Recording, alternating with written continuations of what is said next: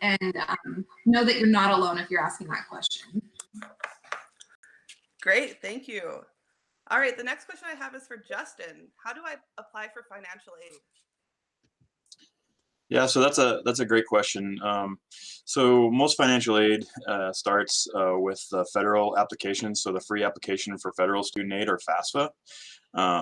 You can do it as a new student. You would want to complete a new FAFSA application. As a returning student, you'd want to do a renewal. And the first step to that is to go ahead and go to FAFSA.gov. And it's going to ask you, if you're a new student, to create an FSA ID and password. And this is really important because you're going to keep this FSA ID and password through your whole college career and after, if you want to access your federal aid and any information. So it's really important that this step that you use an email address that you're going to keep with you for pretty much your whole life. So don't use like your high school email address or something like that. Really use an address that you're going to have with you. So you can access it. And then as a dependent student, you're going to have to fill it out with your parents. So your parents are also going to have to apply for that FAFSA ID and password. So they will have to electronically sign the FAFSA application with you. To complete the application, you actually log on to FAFSA.gov and complete the application. For this year's FAFSA cycle for the 2021 year, you're going to have some information with you. You're going to be using your 2018 tax information for you and your parents. So be sure and have that information handy when you do that. Our school code, that's another thing. When you get to the section where you're going to want to add schools that you want to get your information to, you're going to want to add our school code if you want your information to come to us. And that's our school code is 002529. Another thing I'd like to say about the FAFSA application, if you haven't applied yet, you still can. You know, it opens in October, and then the whole state of Montana has a priority deadline of December 1st. Now that's just for some state aid that is available, but you can actually still complete the FAFSA application pretty much anytime throughout the year and still see if you're eligible for any type of federal aid. So it's important to keep that in mind. It's not too late to go ahead and do that if you haven't yet.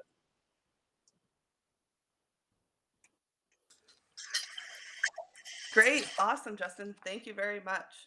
So let's go back to Sarah for a question. Can you tell me more about your online learning opportunities? Absolutely, and I'll just share with y'all that we have an online specialist, Jordan, who wasn't able to be with us today. So I'm going to answer Jordan's questions that would have typically gone to Jordan, and hopefully I'm able to answer them as well as she could have. But know that she's here as well when you're going to get to campus. So for our online learning opportunities, we have a wide variety of classes, and we've got degree programs that are fully online as well. We've got early childhood education, business management, criminal justice, chemical dependency. We also have fully transferable degrees, those Associate of Arts or Associate of Science degrees that you can complete totally online and then transfer to a four-year institution. We've got certificate options online as well. Like I said, we've got that early childhood education. We've got a human resource management certificate that you can complete online. And we've got a rural organization employee management, we call it ROAM certificate, that you can complete online as well. So regardless of if you're looking to transfer to a four-year degree or complete a certificate in a semester or a year, we've got tons of options for you. If you're not ready to go fully online, you can do kind of like a hybrid option. So you can take some online classes and some in-person classes. Like there might be a class that you're interested in that conflicts in time with another class that you're taking that's required for your degree. And that might be a case where you take that required class online and then you take an in-person, and then you take like an elective class or an interest class in person, or vice versa. So we've got elective classes like history and ethics. So keep those in mind when you're looking at the academic schedule and you're working with your academic advisor to choose those classes. And know that we're always here for you. We can answer any of those questions if you have any. So don't hesitate to reach out with those. Awesome, Sarah. Thank you. Justin, can we go back to financial aid for a second? How You do bet. I add DCC to my FAFSA application? Yeah, so that's a good question. So at this point, if you submitted your FAFSA application, you didn't include us as one of the schools that you want to get your application, you're actually going to want to have to log back into your FAFSA application and go ahead and make a correction. And so you're going to use that FSA ID and password that we talked about. You're going to log back in to that application, click on make a correction. You're going to go to the section where the school codes are. That's when you'll go down and you'll put our school code in there. You can either search by name or you can put our school code. It's 002529. Then you'll hit next on that. And then you want to be sure and go to the sign and submit page. We have a lot of students that they put they make a correction or they put a school code on there and then they actually don't go to the end of the application and submit it. So you have to submit the application to make the correction. So you'd go to that sign and submit page, you'd click it, sign it with your electronic signature, and then it should send off and make a correction with the Department of Ed. And then we should receive that updated FAFSA application. Thanks, Justin. I have a question from Facebook Live from Paige. Do we know when we will be starting the semester yet? Hey, Paige, I can answer that. This is Sarah. So for the fall semester, we have the academic schedule set up, and on-campus classes are going to start on August 26th. You'll be able to move into your dorm on August 22nd. That's when the residence halls will open. So come to campus on the 22nd, and then we'll have a couple of days of orientation, make sure that you're acclimated on campus, and then classes will start in the fall on August 26th. If it's okay, I'm going to take this opportunity to talk a little bit about like our different sessions that we have, because we have our on-campus classes starting in the fall on August 26th, but then we've also got within those online classes and on-campus classes as well, some different session lengths that you can engage in. So for the fall and spring semesters, the typical, or I guess the regular, I guess if you want to call it, session is a 15-week session. But then we've also got 10-week sessions and 6-week sessions that you can do as well. Those are a little bit accelerated, but if you've got a commitment at the beginning of the semester or at the end of the semester, you can do one of those 6-week sessions online and get a full class done in half the amount of time. You know, knowing that you're still doing the full class, so it's going to be intense. It's going to be some work, but it's going to be a great opportunity for you to get that done in a short amount of time. We've also got the summer session, which is we've got a 6-week term, and then we've got a 10-week term in the summer as well. So just be aware that we've got all of these different session lengths for you, and that we're able to kind of accommodate some life things that you may have going on as well. But the original question, August 26th is when classes are going to start in the fall. Great, thank you, Sarah. So I have another question from Delaney. Is there a different date for online student start date? I'm doing all classes online. Sarah, I think you maybe answered that already, but if you have anything else to add. Yeah, that is a good question. Typically the online start date, if you're doing, we've got a couple of different versions online. And so your online classes might start a week after those on-campus classes, or if you're doing a 10-week session, they're going to start a little bit later. Or if you're doing one of the 6-week sessions, they might start at the same time, but then end a lot earlier. And so it just depends on which classes you're taking, and we'll get that academic calendar published soon so that you can know when those classes are going to start. The other thing is, if you're doing those online classes, make sure that you are in contact with Jordan at her online@dawson.edu email, because she sends out those dates of when registration starts, when classes start, and when classes end. So you'll have all of that information. Awesome. So I have a question here for Julie. What are the steps I need to take in order to become a DC student, and what documents do I need to provide? Okay, so for applying to DCC, you want to go online to dawson.edu, And you can either click apply and apply online, or you can print out the application and mail it in. Once you get that in, then you'll need to get in your official high school transcript, any official college transcripts, and your immunizations.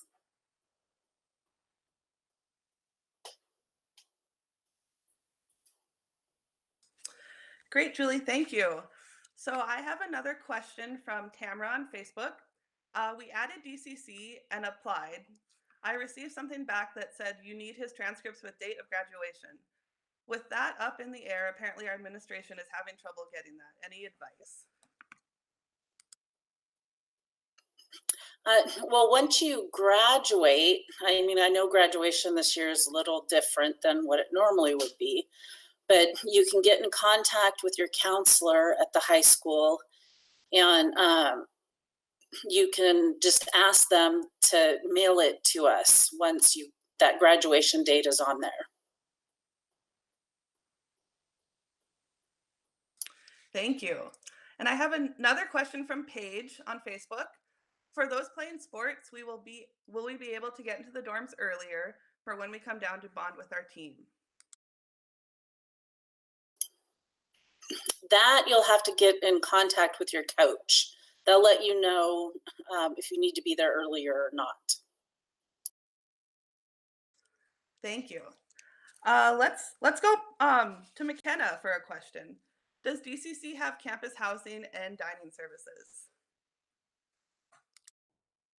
Hi. So yeah, we do. We have both. That's kind of a common misconception with community colleges, is that there's no housing on campus and there's no dining services. But our housing on campus is actually super awesome. It's really spacious and comfortable. It's not like typical dorm rooms that you see at a lot of universities. They're actually more like apartment style housing. So they have a kitchen and they have a living room, and you have a bathroom to share with a few people, rather than sharing a bathroom with your whole floor, like at a lot of colleges. But yeah, lots of space. It's really nice. Our current students really adore the housing. It's nice to have a good place to go back to when you're not in class or practice. So yeah, we're proud of our housing. Then as far as our dining services, we do offer that on campus too.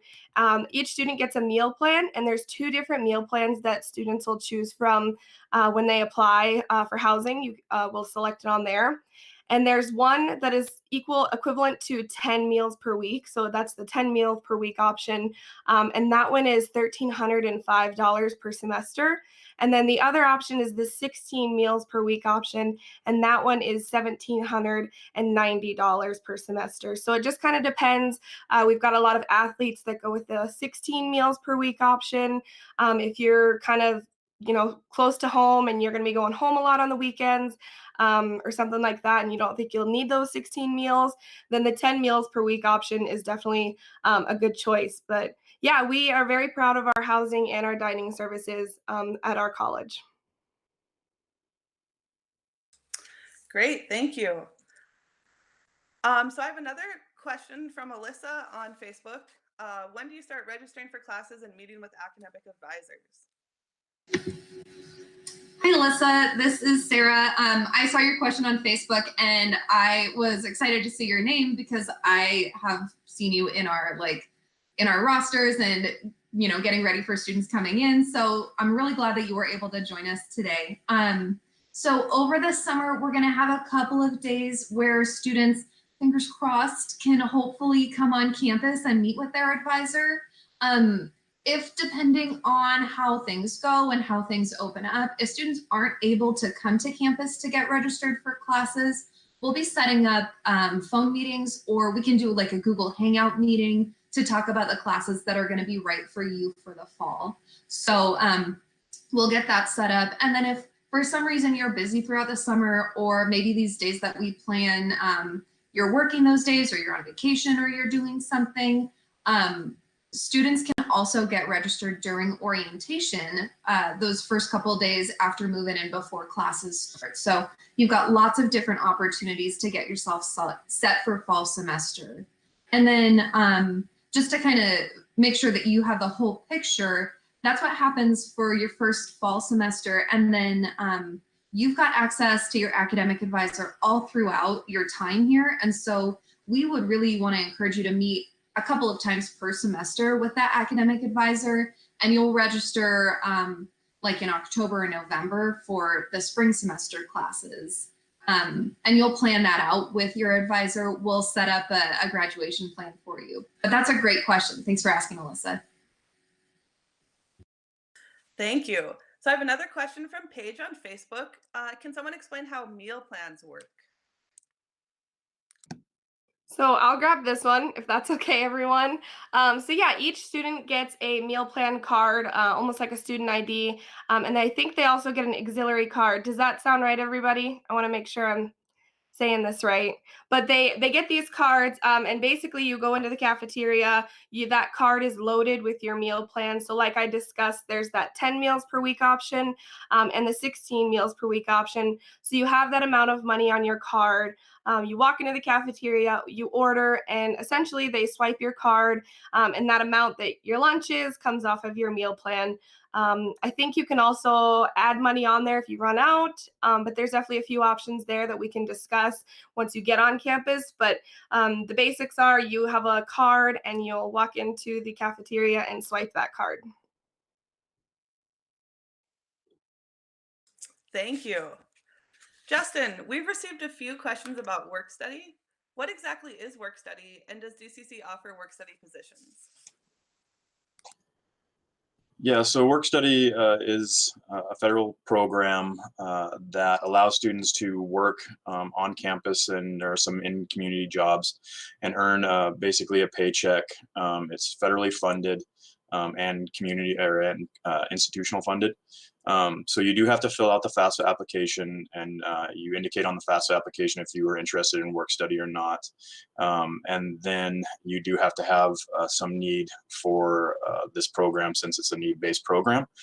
But essentially, you mark on the FAFSA application that you're interested in work study. I receive that. We try and get a list of work study students at the beginning of the semester and try and have a meeting where we kind of talk about what jobs are available on campus, you know, what you need to do to go and ask for a position, go and interview and talk to your supervisors. And then you'll start working just like a regular job. You'll have hours every week that you're supposed to be there that don't conflict with your school schedule. And that's kind of the best thing about it is the supervisors really try to work with the students so that they can go to their classes and make the classes, but still, you know, be able to earn some money around campus. And so that's kind of what the work study positions are about. So yeah, we do have those. Thanks, Justin. McKenna, I know that we've talked a little bit about housing already, but can you explain how you apply for housing and if you can request a roommate? Yeah, absolutely. So I'll just kind of talk through the process, and then I'll also let you know how requesting a roommate goes. So to apply for housing, you're going to go onto our DCC website. You're going to click on the Future Students tab that's right there on the main homepage when it pulls up. Then you're going to click on Residence Life. And at the very bottom of that page, the Residence Life page, is the housing application link. And once you click that, that'll pull up. You're going to fill out all of your information, everything on there. And then at the end of the application is a section where you can actually request one or more specific roommates. And we do have a lot of people that do that. You know, some sports teams get to know their teammates before they show up, so they request each other. Some people that knew each other from high school request each other. So that's definitely an option. Just check out that housing application on our website under Residence Life. Great, thank you. So I have another question from Paige on Facebook. I'm vegan. Will it be difficult finding food that I am comfortable eating in the cafeteria? Hey, I'll take this one if that's okay. So Paige, that's a great question. And I know that especially at a small school, you might be thinking to yourself, you know, what are the flexibility options for me? I think one of the best things about Dawson Community College is that because we are so small, we're able to help students out if they bring something up to us. And so I remember at the beginning of this academic year, there was a student who was like, she just wanted something different from the cafeteria. She was like, I'm just used to eating fresh fruit for breakfast, this, that, and the other. And she was able to talk to the dining services manager and say, this is what I'm looking for. Can you help me out with that? And the dining services manager was able to help her accommodate that, to help her feel a little bit more at home with that. And so even if this year we might not have had a ton of vegan options, it's one of those things where if you bring that up to someone, whether it's your coach, whether it's someone you're comfortable with at DCC, if you want to talk to the cafeteria manager about that, we'll be able to help you out and help you figure out what's best for you. Like I said, that's one of those really great things about being a small school is that we know you and we want to help you do the best here. And part of that is making sure that you're adequately fed, that you have, food so that you can study in class. And so we'll help you out with that. Great. Question from Riley on YouTube. I am already planning on attending in the fall. How exactly do I submit my immunization record since that is a part of the application process? So you can either email it to admissions@dawson.edu, or you can mail it in to 300 College Drive, Glendive, Montana, 59330.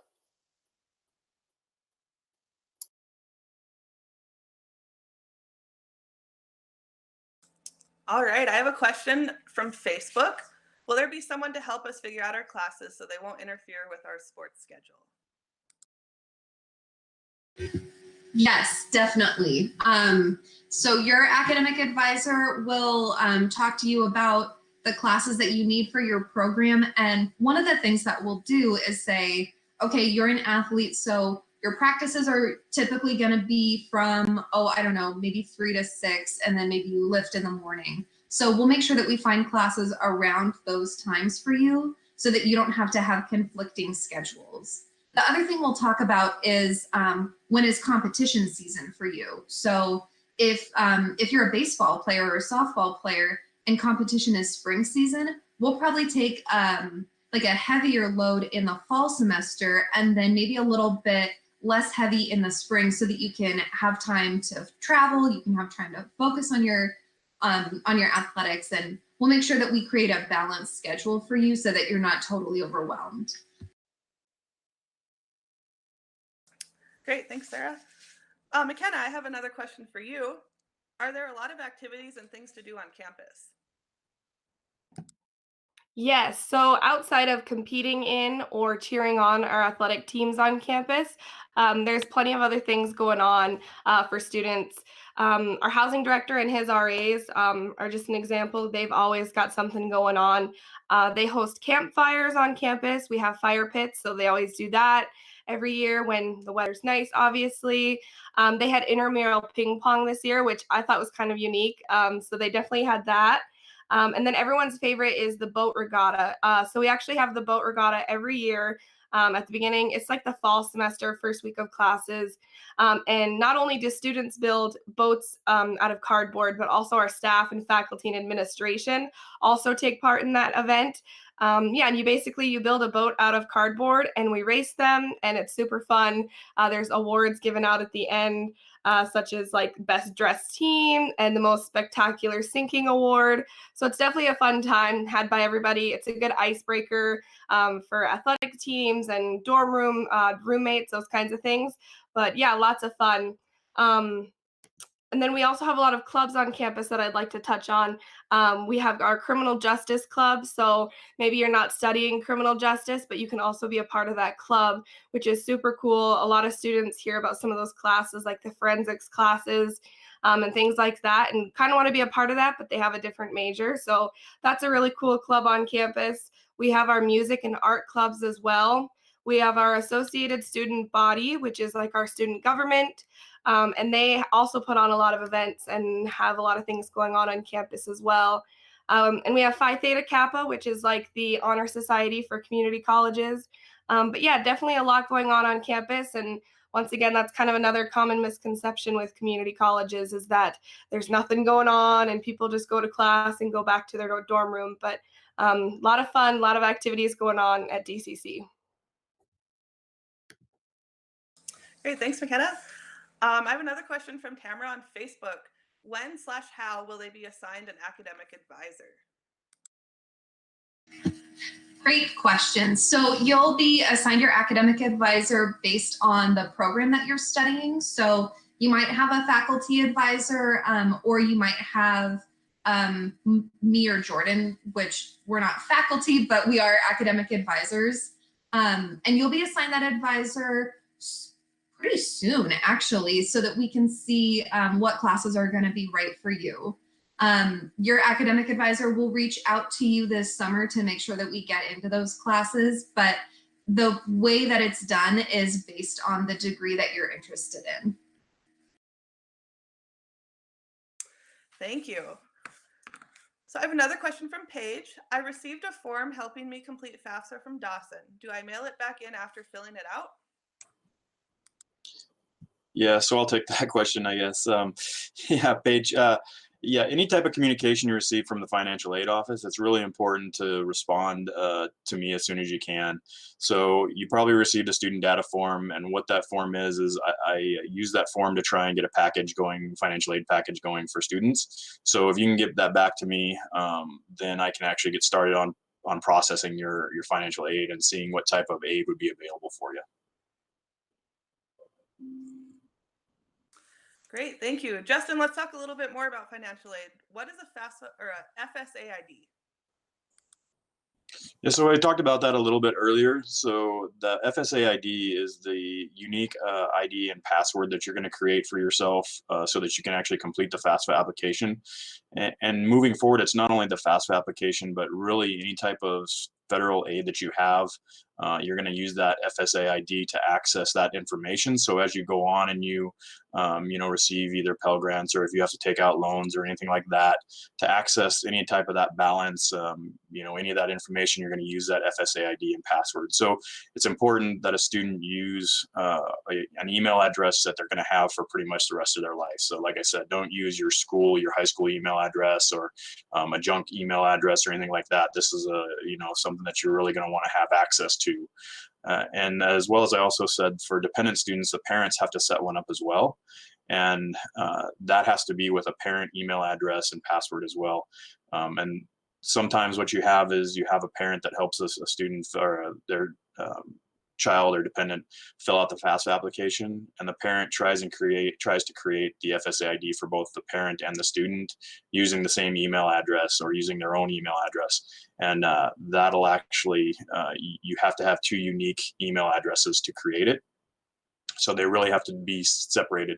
So that's why I tell students this is really a good time to start kind of being independent and create your own, password and your own ID so that you can keep track of it.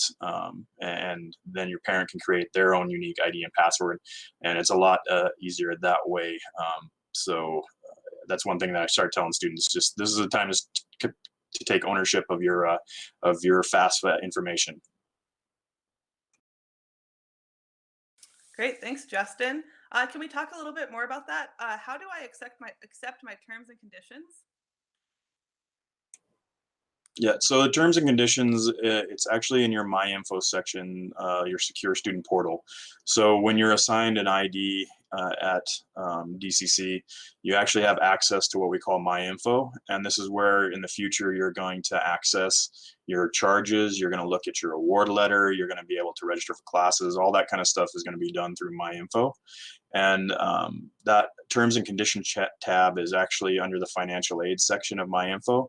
So you log into your My Info, and then you will click on financial aid, and then you'll click the award year that you're looking for. So future students, it's going to be the 2021 award year.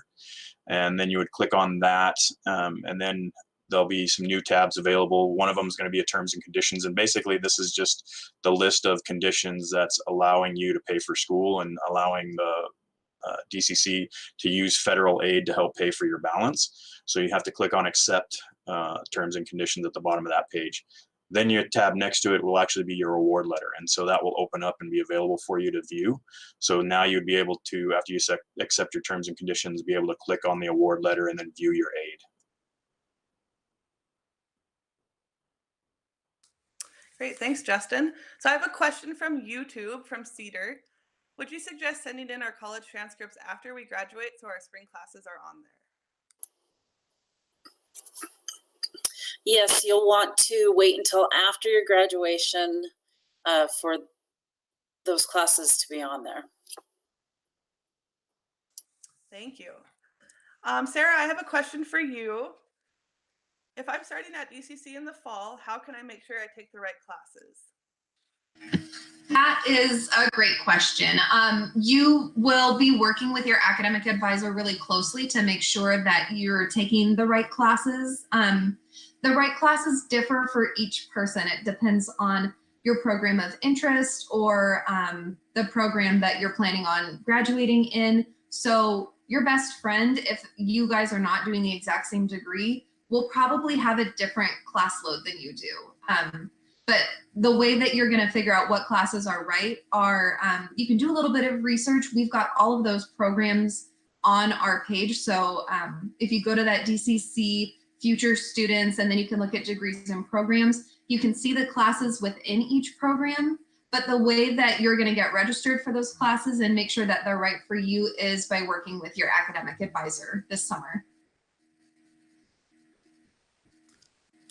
Thanks, Sarah. So I have a question from Paige on Facebook. What if we're not sure of what program to take? Paige, I love all of your questions. I really appreciate that you're interacting with us and that you're engaging with us. And I want to make sure that not just Paige, but everybody who is involved in this Facebook Live, we'll make sure that we reach out to you to give you our contact information so that if you have a question that didn't get answered, that we can reach out to you afterward. But Paige, your question was, what if you're not sure what program you want to take? I love students who aren't sure what program they want to do, because you are going to be open to exploring a lot of different things. What we'll do is we'll take a look at what interests you have outside of academia, what goals you have for your life, what you want your future to look like, and then we'll choose some classes that might help you decide what program is going to be best for you. One of the things we talked about early on in this Facebook Live is what if you change your major, or what if you change your degree, the program that you end up wanting to do. We talked a little bit about electives and the core classes that you have. Our core classes and the Montana State university system core classes are designed to make you a well-rounded student. So you're going to be taking classes from a lot of different disciplines. As we take these core classes, you might find a class that really piques your interest. So you might take criminal justice to fulfill your social science requirement and then think, wow, that was really cool. I think I want to take the next criminal justice class. Or you might really enjoy, let's say you're writing 101 class and think, what if I took creative writing? What if I just explored that a little bit more? So we will, in your case and in a lot of students' cases, kind of use those core requirements to figure out what direction we want to go and what degree we want to pursue. Thank you. And yes, don't forget to submit the form to receive your free DCC t-shirt. That is how we will get your contact information so all these wonderful people can contact you. So just at the top of the comments, there should be a form that you can submit. So that'd be great. And you'll get a free t-shirt. So it's a win-win, really. So I have another question from Facebook. Let's see. So I'll be a transfer student from Sheridan. I'm waiting for this semester to finish, so all my grades will be on my transcript. When it's over, do I just send everything to Dawson, or is there something else I have to do? You'll just want to get those transcripts sent to Dawson once you're done with those classes. Great, thank you. And then another comment from Facebook. Speaking of the student data form with the scholarship line on the educational resources part, I have applied for scholarships, but I do not know yet if I've received any of them. Should I just leave that part blank? Yeah, so if you've applied for scholarships but haven't actually received any yet, you can leave that blank. And then what you're going to want to do is just report. So if you get like a community scholarship or something from outside the institution, so 4-H or a school, your high school or something like that, you'll just want to report that to the financial aid office, once you know about that, so I can add it as a resource onto your account, so we can be sure and get your financial aid amount accurate. Great, thanks, Justin. I have another question from Riley on YouTube about immunization records. He said they may be in storage and hard to get to. Is there anything else I can do, or how would this be handled in this scenario? You can go to your state or your city and request those from them. Perfect, thank you. So it looks like that's all the questions that we have right now. If you have any further questions, you can reach out and contact us at any time. I'd like to thank everyone so much for joining us today, and a big thank you to our panel of DCC experts. They did a great job on answering all your questions. Good job, guys. We have several great videos on all the topics that we discussed today and more on our website. So if you'd visit dawson.edu and look for virtual visit experience, it's a great place where you can scroll through all the videos and see everything that we have going, and it's just a great resource. So thanks again for tuning in. Don't forget to sign up for your free t-shirt, and go Bucks. Thank you. Everyone, thanks for joining. Thank you, guys. Thank you. Thank you.